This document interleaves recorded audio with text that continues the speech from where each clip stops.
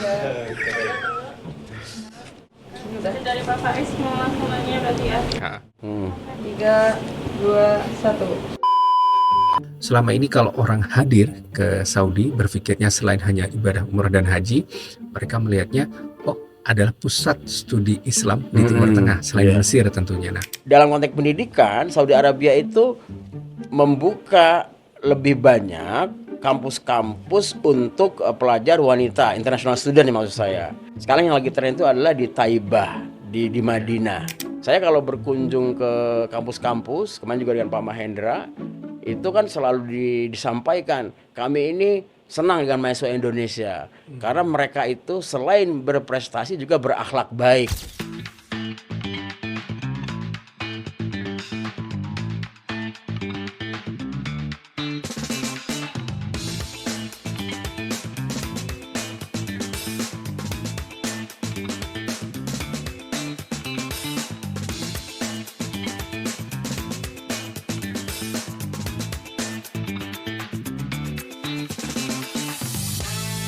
Assalamualaikum warahmatullahi wabarakatuh.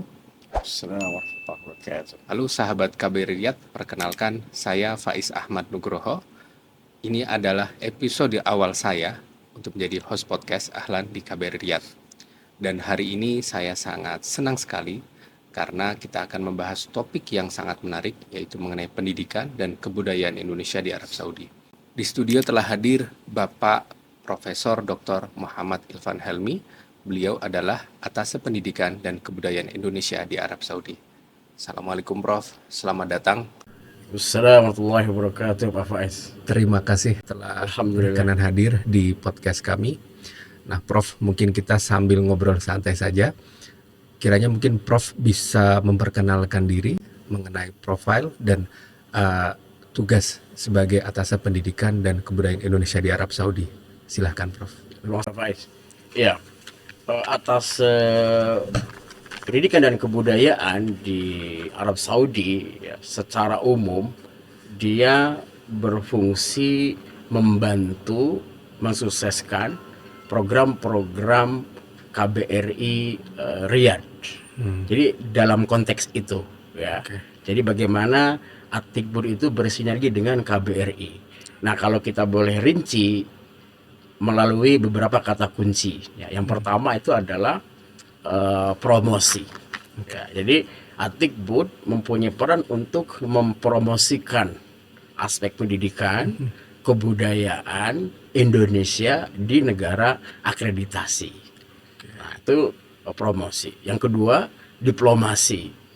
Nah, yaitu Atikbud Riyadh itu juga mempunyai peran untuk berdiplomasi ya tentang dinamika pendidikan yang ada di Saudi Arabia. Nah, bagaimana itu bisa memberikan manfaat kepada Indonesia. Nah, kemudian yang ketiga itu rekomendasi. Jadi melalui pengamatan dinamika pendidikan di Saudi Arabia, kita bisa merekomendasikan apa aspek dari pendidikan dan kebudayaan di Saudi Arabia itu yang bisa kita jadikan pelajaran atau dasar bagi kebijakan Dikbud di tanah air. Nah itu. Dan yang terakhir ini penting juga, itu adalah layanan. Nah jadi Atikbud itu melayani semua kebutuhan terkait pendidikan dan kebudayaan yang menjadi perhatian WNI. Nah, jadi misalnya WNI mempunyai hak untuk belajar di SLN, nah maka Atikbud harus memenuhi hak itu. Mahasiswa Indonesia di Saudi Arabia yang ingin mendapatkan layanan untuk mempermudah studinya di Saudi Arabia dalam konteks interaksi dengan kampus-kampus, nah kita memberikan layanan. Nah sekali lagi itu semua dalam kerangka membantu secara teknis tugas-tugas KBRI Riyadh. Ini kalau tadi disebutkan cakupannya yaitu dari hulunya bagaimana melakukan promosi, diplomasi, kemudian pada akhirnya menjadi rekomendasi yang untuk peningkatan atau kebijakan ya Prof, terkait kebijakan pendidikan Indonesia juga bisa menjadi satu komparasi ya. Nah Prof, tadi juga disebutkan ada salah satu lembaga SILN ya, Sekolah Hmm. Indonesia di Luar Negeri.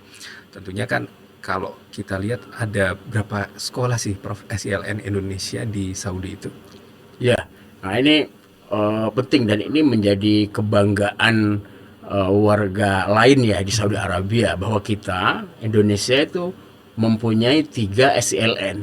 Oke. Nah, yang pertama Sekolah Indonesia Riyadh, Sekolah Indonesia Jeddah, dan Sekolah Indonesia Makkah. Nah, tentunya ini di 3 kota yang berbeda. Nah, ini 3 SILN ini berada di dalam koordinasi Atikbud yang menjadi kepanjangan tangan dari Kementerian Pendidikan Dasar dan Menengah Republik Indonesia di Jakarta.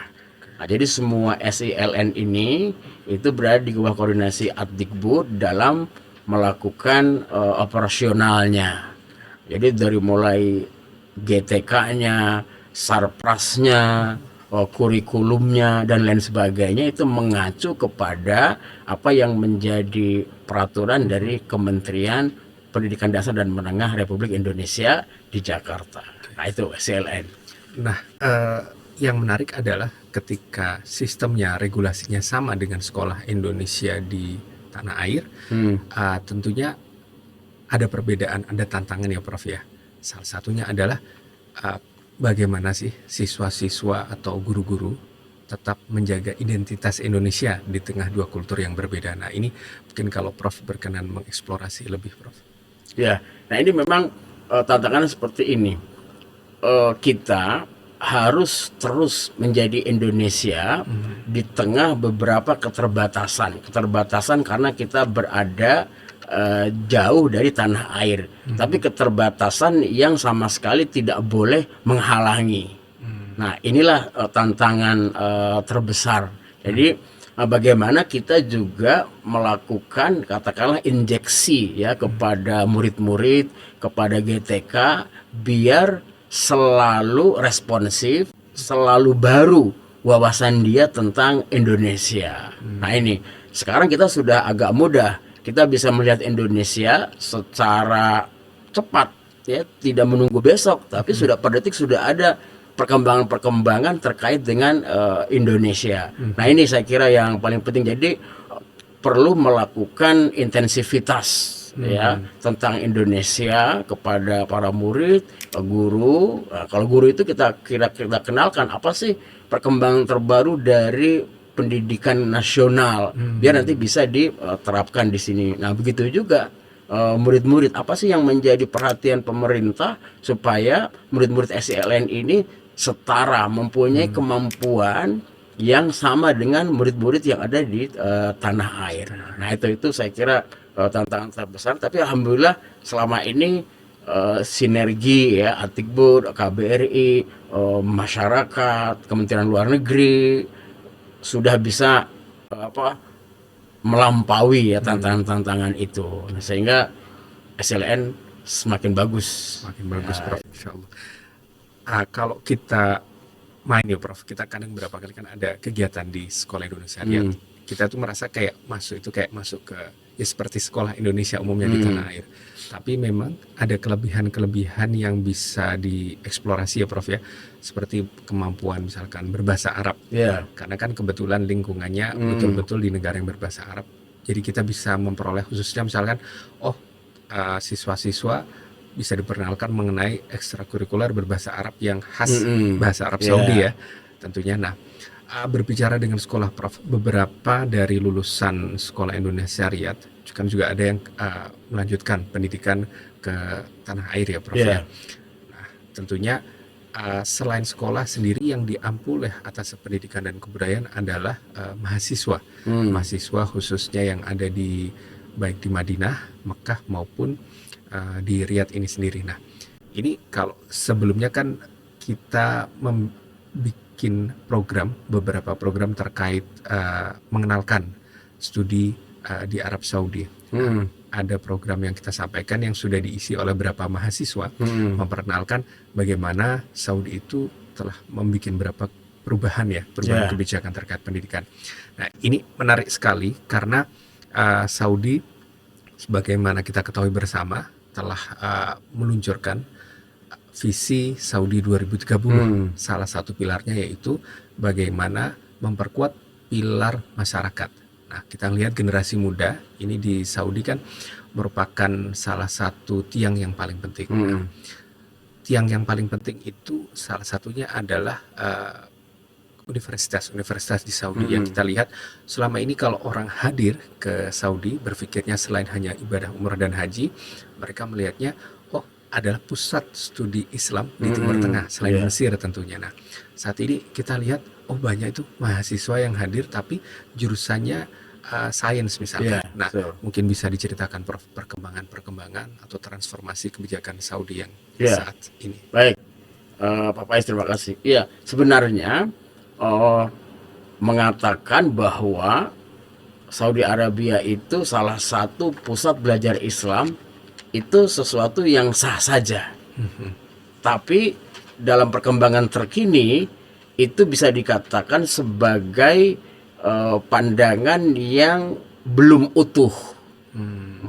Kalau kita lihat di dalam sejarah pendirian universitas di Saudi Arabia, sebenarnya Saudi Arabia itu mendirikan universitas secara bersamaan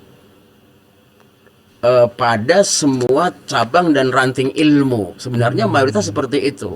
Jadi kita ambil contoh misalnya Universitas Ummul Qura.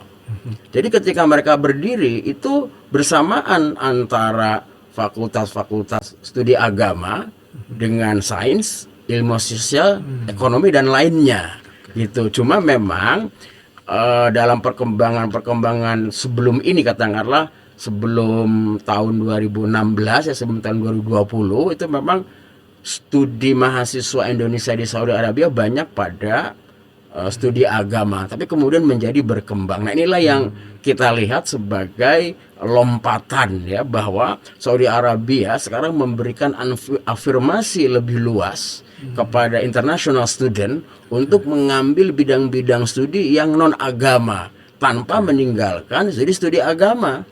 Nah, ini sebenarnya kesempatan yang perlu kita lihat gitu. Maka dalam bidang STEM misalnya Science, Technology, Engineering and Mathematics itu Saudi mengalami perkembangan yang dahsyat. Jadi kalau kita lihat ya, jadi mahasiswa Saudi itu bahkan level jenjang SMA-nya itu biasa dikirim oleh pemerintahnya untuk melakukan kompetisi di Perancis, di Belgia, di Amerika, di Cina, di Rusia, dan mereka biasanya pulang membawa medali.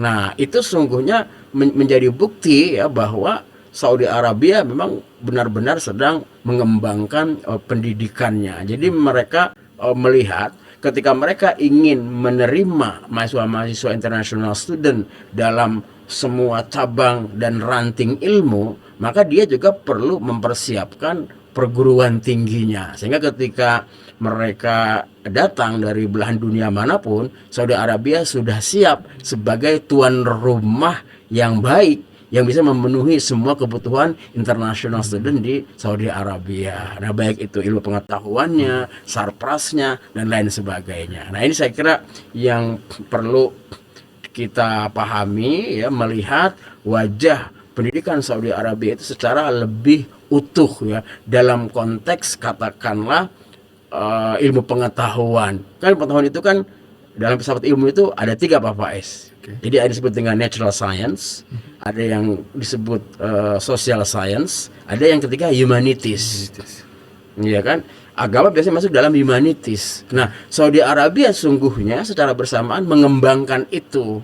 Tapi karena sejarah Saudi Arabia itu sebagai wilayah diturunkannya agama, wahyu Islam, maka memang poin itu menjadi paling menonjol.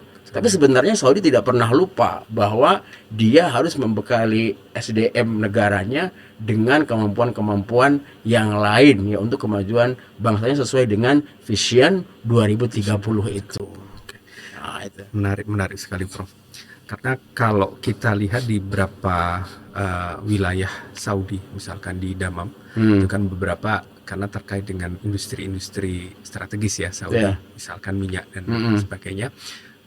Banyak kampus atau banyak mahasiswa yang dahulunya mungkin dari perguruan tinggi negeri ya Prof di Iya. Indonesia, bahkan mungkin beberapa tidak memiliki basic bahasa Arab sendiri, mulai tertarik datang ke Saudi Ya. untuk mempelajari. Artinya teknologi yang sudah dibangun oleh pemerintah Saudi jauh waktunya kan ketika mereka memiliki program untuk mengirimkan lulusan SMA ini ke luar negeri ya Prof Iya. ya, untuk belajar dengan investasi di industri-industri strategis.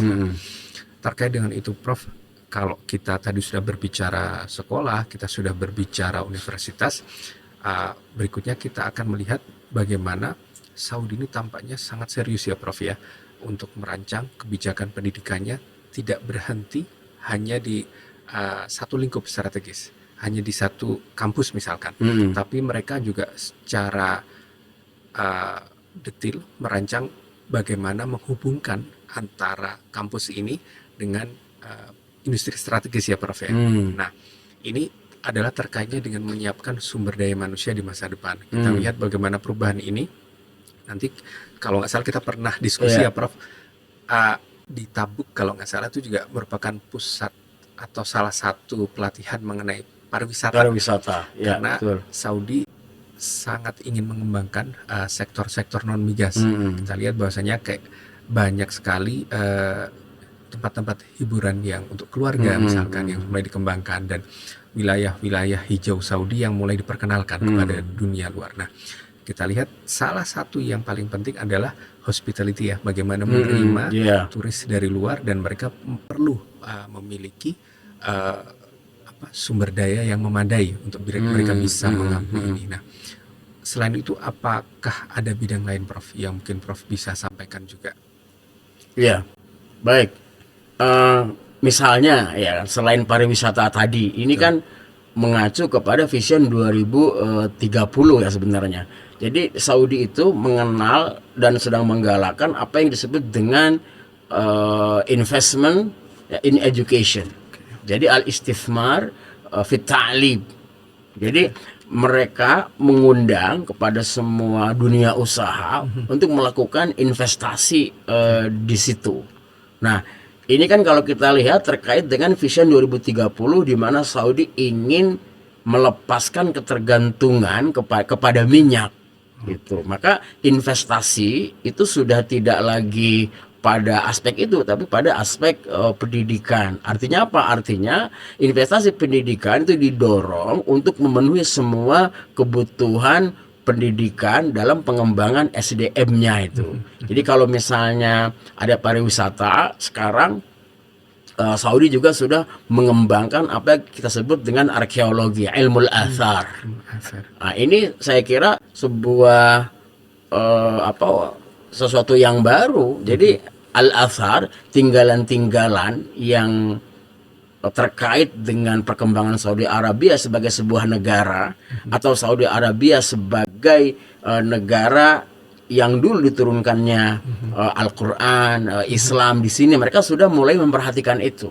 Jadi kita lihat misalnya sekarang kalau kita pergi ke Uhud, itu sudah ada aroma ada aroma wisata di situ, tapi dalam makna positif, gitu. Jadi tata kelola sudah lebih baik. Bahkan sudah ada destinasi Uhud yang lebih eksotik misalnya, dengan tetap menghormati Uhud itu sebagai bagian daripada sejarah Islam masa Nabi itu. Nah ini dan masih banyak lagi. Jadi misalnya ada kegiatan disebut dengan misalnya al-ibti'ats fit ta'lim. Jadi itu seperti kegiatan intensif di luar negeri. Jadi mahasiswa dan pelajar Saudi Arabia itu memang biasa dikirim ke beberapa negara maju untuk menyerap ilmu pengetahuan, kemudian dia kembali ke negaranya. Nah, untuk menjadi ya motor-motor penggerak pembangunan pendidikan. Jadi ketika dia menjadi dosen, ketika dia menjadi pengelola universitas, dia sudah mempunyai bekal yang baik dari program tadi al-ibti'ats fit ta'lim fi dual al-khurijiyah. Nah, itu sangat masif di Saudi Arabia itu. Prof, terkait dengan investasi pendidikan yang sudah dilakukan oleh Arab Saudi, kita lihat mungkin pada para sahabat KBR Riyadh ya, tentunya ada yang ingin diketahui mengenai apa sih yang bisa kita ambil atau bagaimana kita tidak ketinggalan oleh gerbong perubahan yang sudah dilakukan oleh Saudi ini. Transformasi kebijakan pendidikan di Saudi apa yang bisa kita ambil, tadi yang Prof sampaikan, untuk memberikan rekomendasi kepada Indonesia kiranya. Ya, ini memang kita belajar banyak ya dari Saudi Arabia. Saya kira yang paling penting dalam konteks kerajaan Saudi Arabia itu adalah leadership. Ya, jadi saya kira ini penting ya. Jadi kalau kita lihat di Vision 2030, kan poin 3 itu bagaimana Vision 2030 itu bisa menyukseskan kerajaan untuk menjadi the ambitious country. Jadi negara yang mempunyai ambisi dalam makna positif, ya kan? Nah, menjadi negara yang berambisi dalam makna positif itu dia mempunyai niat yang baik, diikuti dengan akuntabilitas, good governance dan lain sebagainya. Itu kan perlu leadership yang baik ya. Meskipun sistem pemerintahan antara Indonesia dan Saudi Arabia berbeda ya. Kalau kita republik, di sini kan monarki ya, kerajaan gitu. Tapi saya kira leadership itu kan bermuara kepada nilai yang satu. Jadi bagaimana seorang pemimpin itu bisa melead ya, bisa mengajak, bisa mendrive semua warganya untuk bisa merealisasikan program-program pemerintah. Kalau dalam kita ini astacita lah ya. Nah, jadi kan ini perlu di situ. Dan kalau kita lihat ya bagaimana pemerintah di kerajaan Saudi Arabia ini dari semua menteri kita lihat. Dalam konflik ini saja kita sudah kelihatan posisi Saudi Arabia sebagai sebuah ambitious country itu. Dia memposisikan dengan sangat baik ya, bagaimana dia berorkestrasi antara Iran, Israel, Amerika, kawasan Teluk, sehingga posisi dia ya tetap baik, dan posisi dia menurut kita bisa dianggap sebagai posisi yang ideal bagaimana dia mensikapi konflik yang ada di Timur Tengah. Nah, itu yang pertama saya kira leadership gitu. Dan yang kedua memang kekuatan sumber daya ya. Kekuatan sumber daya. Memang Saudi Arabia itu kan sumber dayanya awalnya itu adalah minyak. Ya, tapi kemudian minyak itu bisa menjadi sebab meningkatnya sumber daya yang lain. Jadi sumber daya sarana prasarana, sumber daya manusia dan sebagainya. Maka yang paling penting ya bagi kita yang memang sudah dikaruniai sumber daya yang bagus, nah itu dikelola, ditata lebih baik sumber daya alamnya sehingga bisa meningkatkan sumber daya yang lainnya. Nah, saya kira ini dua poin ya bagaimana kita belajar dari pemerintah kerajaan Saudi Arabia dalam tata kelola pemerintahan yang baik. Jadi bisa kita lihat bagi para pemirsa bahwasanya esensi dari kepemerintahan dengan berbagai macam variasi bentuknya, kepemimpinan khususnya melihat pendidikan sebagai investasi yang strategis ya Prof ya, tidak hanya berkutat pada bidang seremoni, tetapi bagaimana menyiapkan generasi sumber daya unggul untuk masa depan. Nah Prof, ini ada pertanyaan, atau sebenarnya bukan pertanyaan ya, kalau kita lihat di beberapa catatan komen-komen kita, kebetulan kan kita ini sedang meluncurkan diplomasi budaya yang lebih konkret nih sebenarnya, yaitu BIPA. BIPA itu kan bahasa Indonesia bagi penutur asing. Nah, setelah kita tayang berapa konten ya tentang BIPA, bagaimana siswa yang bukan hanya dari Saudi tentunya, tapi ada beberapa dari warga negara yang lain, ternyata cukup antusias nih Prof. Bahkan komentar yang kita lihat dari Instagram atau medsos lainnya itu sangat antusias. Nah, Prof bisa dijelaskan nggak apa sih yang sebenarnya membuat warga Saudi tertarik belajar budaya maupun bahasa Indonesia? Ya, menurut saya justru Indonesia sendiri yang menjadi sebab ketertarikan mereka. Nah, jadi kan keragaman, keanekaragaman gitu kan, diversifikasi budaya, seni di Indonesia itu yang menurut saya menarik mereka ya. Jadi mengetahui Indonesia itu bisa lewat pintunya. Nah, mungkin pintunya yang disediakan oleh KBRI, oleh kita itu adalah melalui program BIPA. Nah, jadi sebenarnya BIPA itu hanya salah satu pintu saja untuk mengenal Indonesia secara lebih luas. Karena dalam program BIPA kita tidak hanya diajari untuk berbicara bahasa Indonesia, tapi juga menyelami, ya kan? Jadi kalau dalam bahasa itu kan ada swimming, ada diving. Jadi bahasa itu hanya swimming sebenarnya.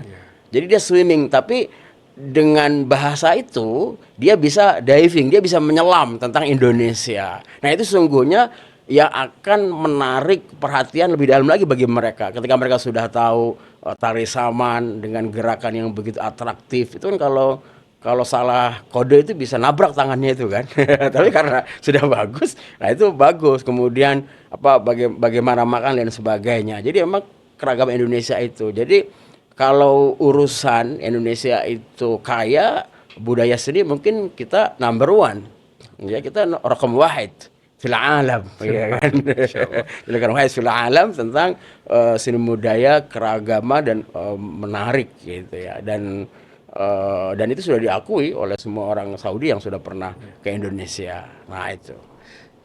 Menariknya di beberapa komentar yang disampaikan oleh netizen ya Prof di medsos kita itu kan mereka akhirnya baru tahu oh seperti ini ya kalau orang asing khususnya mungkin orang Saudi maupun orang dari warga negara lain mengucapkan kata-kata Indonesia. Jadi mereka justru kayak rasa nyaman bahasanya diucapkan oleh penutur asing. Nah, Prof tadi juga disebutkan kalau nggak salah kalau misalkan kita umpamakan bahasa itu seperti di permukaan ya kita berenang.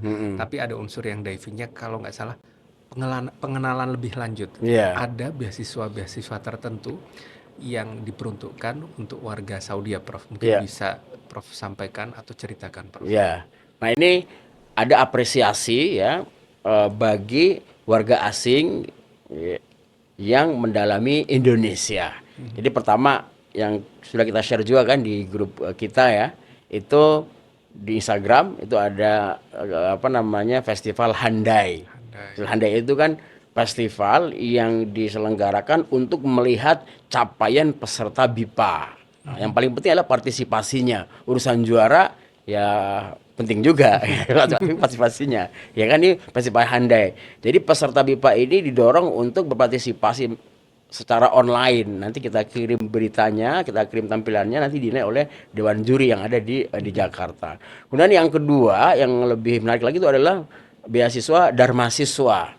Jadi Dharmasiswa ini adalah beasiswa tentang bahasa dan budaya Indonesia bagi warga negara asing yang berstatus mahasiswa juga, untuk melakukan studi bahasa dan budaya di beberapa universitas di Indonesia.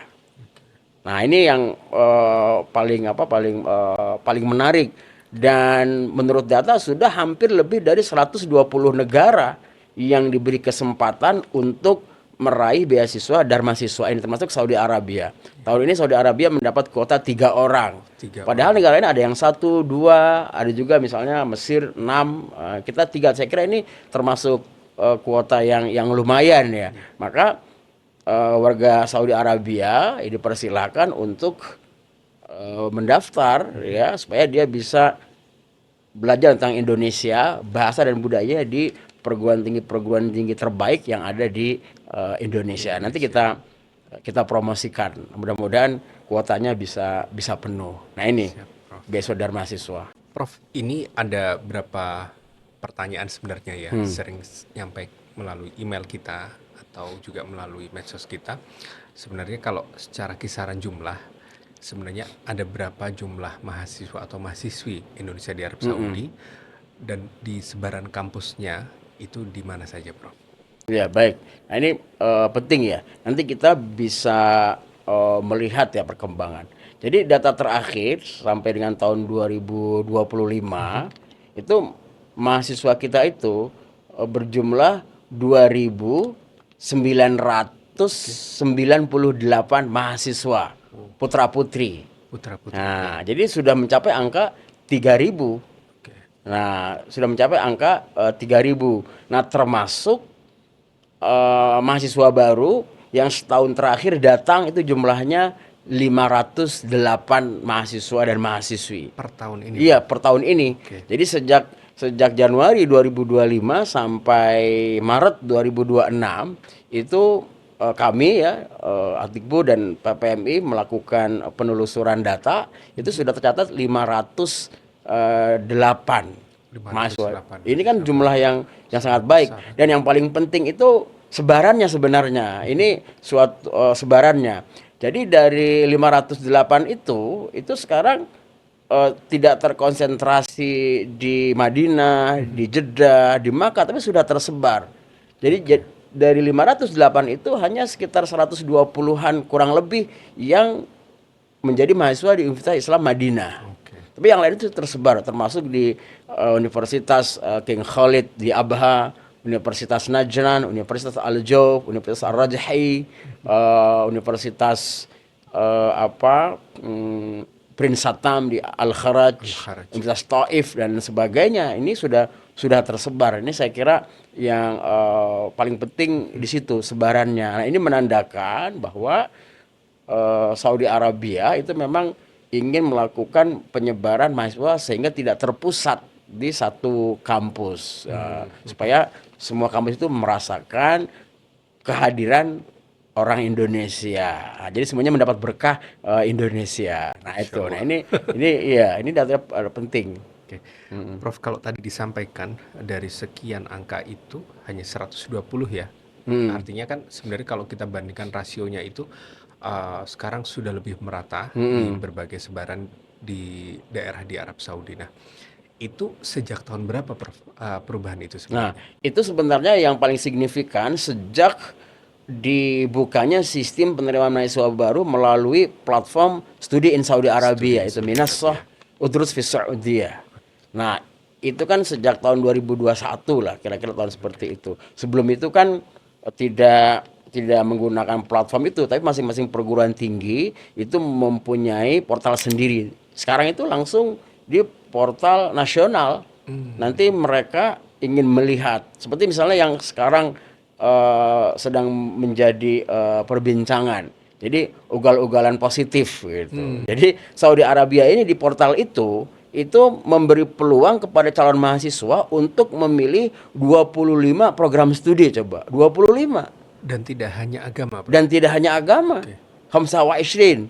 Jadi 25 itu mesti ada maksud tertentu dari pemerintah Saudi Arabia. Mungkin yang pertama dia ingin melakukan survei minat, ya kan? Sebenarnya kampus mana sih yang paling diminati oleh international student? Kemudian yang kedua, Saudi Arabia ingin melakukan penyebaran tadi. Jadi nanti kan ada program. Kalau misalnya ada international student mendaftar di kampus-kampus yang belum banyak mahasiswa internasionalnya, maka bisa dimasukkan ke situ dalam rangka pemerataan itu. Nah ini saya kira sejak itu. Dan yang kedua, sistem online itu saya kira sangat terbuka. Jadi kan dari Sabang sampai Merauke dan dari seluruh dunia yang lain itu bisa melakukan apply dari Minassah itu, scan upload. Kalau dulu zaman saya tamat dari aliyah itu dari MAN itu kan orang kalau mau ke Saudi itu harus nunggu agen yang datang. Agen datang dari Saudi Arabia, kemudian agen itu pergi kemana, dia akan melakukan sesuatu yang disebut dengan muqabalah. Muqabalah itu kayak wawancara penerimaan mahasiswa. Lah, itu informasinya kan dari mulut ke mulut, belum ada medsos, belum ada apa. Nah, jadi dan agen itu hanya membawa satu universitas, bukan atas nama semua universitas, sehingga hanya universitas itu yang ada mahasiswa Indonesia. Kalau sekarang kan enggak. Sekarang bisa masuk. Nah, dan program studi apapun bisa gitu. Nah, ini saya kira yang penting. Jadi SDM unggul di Indonesia itu bisa menjadikan Saudi Arabia sebagai pilihan. Ya, sebagai opsi ya selain negara-negara yang lain. Karena beberapa kelebihan tadi ada surplus, kemudian international community, ya kan, kemudian juga tidak ada investasinya, termasuk juga kesempatan berkarir, ya kan, di Saudi Arabia, ya tentunya tetap untuk memberi kontribusi kepada Indonesia ya, meskipun dia ada di luar negeri. Nah itu. Tadi menarik, Prof. Ada terkait dengan apa sih yang dimaksudkan Saudi dengan 25 pilihan tadi ya. Tadi Prof sebutkan ada ini akan membangun mensurvei pilihan minat, dan Hmm. bahkan bukan tidak mungkin akan suatu hari Saudi akan melakukan semacam spesialisasi kampus ya Prof ya. Hmm. Mungkin diharapkan di kampus Abha misalkan dia akan menjadi pusat riset mengenai turath semacam arkeologi misalkan, dan Hmm. di Madinah tetap akan menjaga tradisi keislaman. Iya, betul. Akan mungkin ada pusat ekonomi atau sains nanti Betul, di Damam betul. dan sebagainya. Nah, Prof, yang sering menjadi bahan diskusi tentunya adalah peran perempuan di Saudi Hmm. sendiri juga sudah sangat berubah. Artinya diskusinya memang sudah sangat panjang ya Prof, Hmm. dan kita sudah melihat bagaimana sekarang ini dari hal yang sifatnya sehari-hari, keluar Hmm. tanpa ditemani pendamping maupun dengan menyetir kendaraan sendiri, Hmm. itu juga biasa kita temui. Nah, Iya. dari Prof sendiri ada hal khusus nggak Prof mungkin di bidang pendidikan atau kampus, misalkan tenaga pengajar maupun di Hmm. kurikulum, Iya. mungkin bisa digambarkan Prof mengenai hal tersebut. Iya, baik. Eh, Jelas ya. Jadi dalam perkembangannya, memang Saudi Arabia itu semakin memberi ruang ya kepada perempuan. Ya, termasuk kalau kita bermuamalah itu kan sudah banyak itu yang bekerja, mereka adalah perempuan di rumah sakit, di toko, di mana-mana, dan itu perempuan Saudi. Kalau dulu ya konon tidak begitu banyak, hanya nationality pendatang saja, tapi sekarang sudah banyak. Nah, dalam konteks pendidikan, Saudi Arabia itu membuka lebih banyak kampus-kampus untuk pelajar wanita, international student ya maksud saya. Ya, misalnya sekarang yang lagi tren itu adalah di Taibah, di Madinah.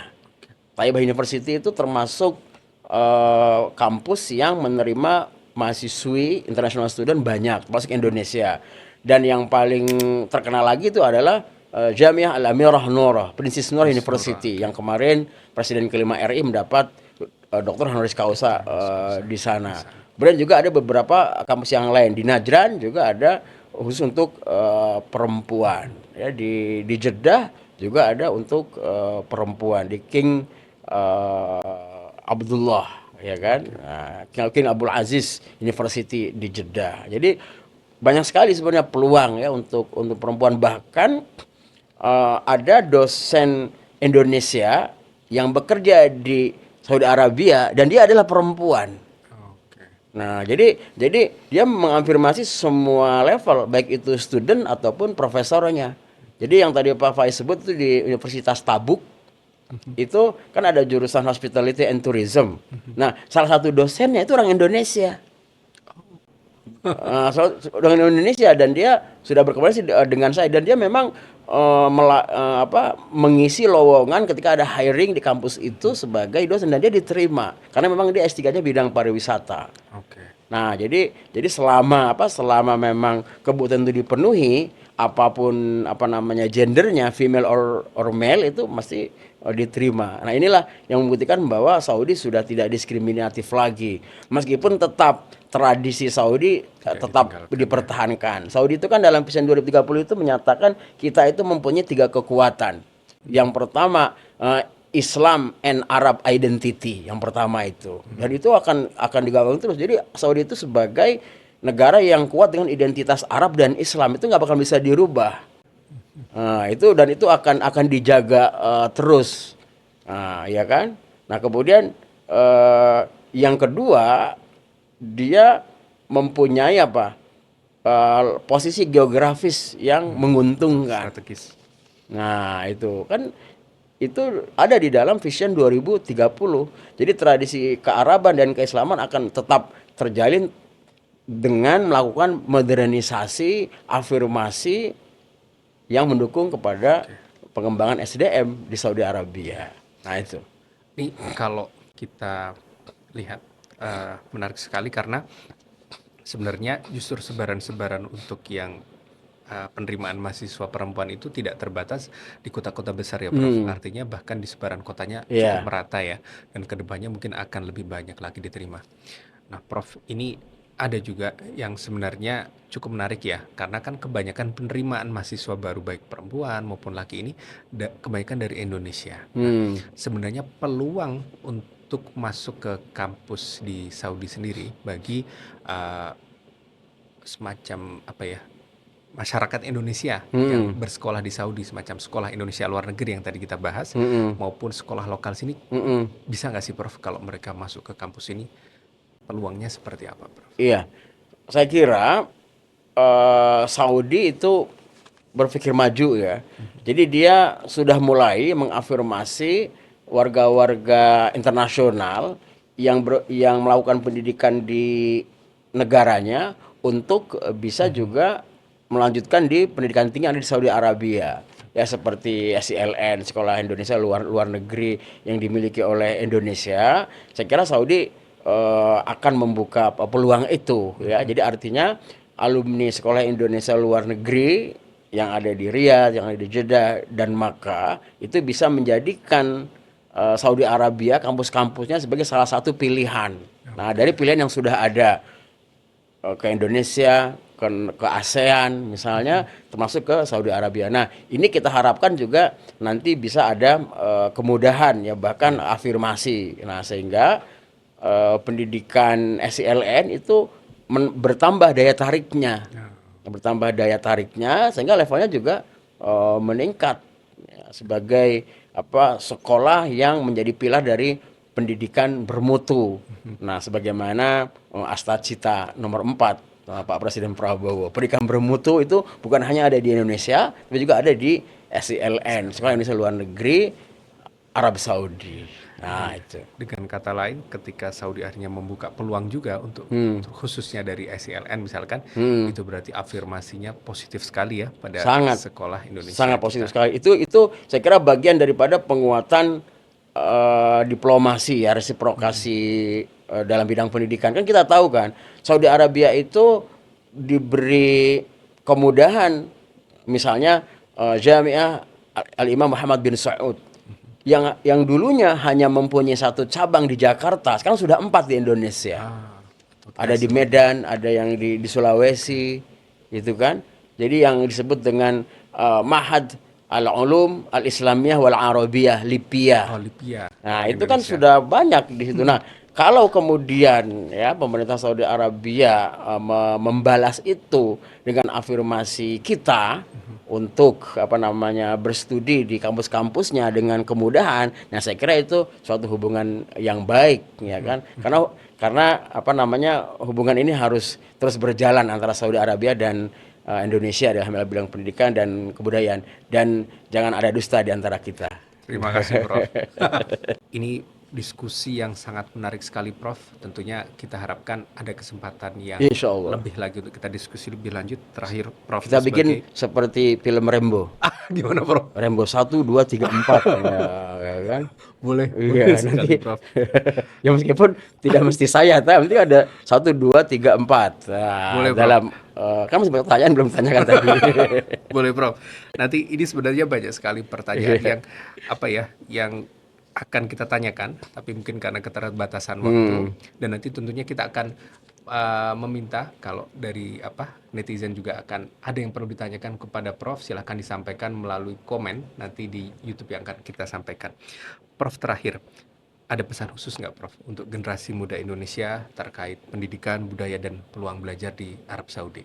Iya, pesan saya dimanapun ada peluang jangan lewati itu.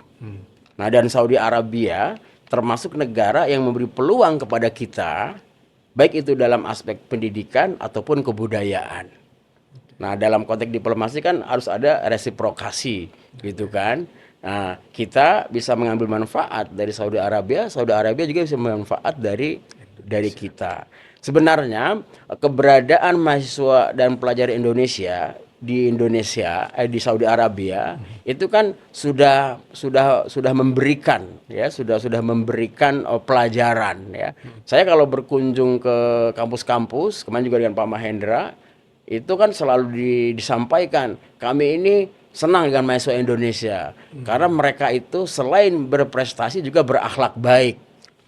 Nah ini, jadi mereka itu kalau studi itu mendapat IPK-nya itu tinggi-tinggi. Jadi 4,85 dari 5. Di sini kan IPK-nya kan 5 ya, bukan 4. Bukan 4. Jadi mereka dapat 4,95, 4,90 dan setelah itu mereka juga berakhlak baik. Nah, seperti itu. Nah, termasuk juga mereka sering berprestasi di dalam kegiatan lomba-lomba. Misalnya lomba tahfiz Quran, tahfiz hadis, bahkan mahasiswa Indonesia itu ada yang pernah juara fotografi.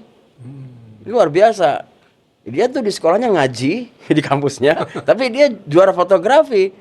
Itu betul. Jadi talentanya memang banyak gitu. Nah, itu bukti bahwa pemerintah Saudi Arabia juga mengafirmasi semua talenta yang ada pada mahasiswa kita. Jadi aspek akademiknya, yang ilmu pengetahuan, dan juga aspek talenta tadi, talenta digital, talenta seni, kemudian talenta olahraga dan yang lainnya. Yang kita kan pernah kemarin kita tahu kan, jadi mahasiswa di Madinah itu udah 2 kali berturut-turut menjadi juara umum, peraih Al-Jaizah Al-Kubra pada Mahrajan Asy-Syu'ub Ad-Dauliyah, festival kebudayaan antar bangsa. Dan itu saya kira luar biasa, sudah pintar, berakhlak baik, menjadi promotor yang bagus untuk Indonesia. Kurang apa lagi. Nah, jadi itu kesempatan ya bagi warga negara kita untuk pergi ke Saudi Arabia, tentunya dalam tujuan yang baik, bisa belajar, bisa berpromosi, dan tentunya juga bisa beribadah.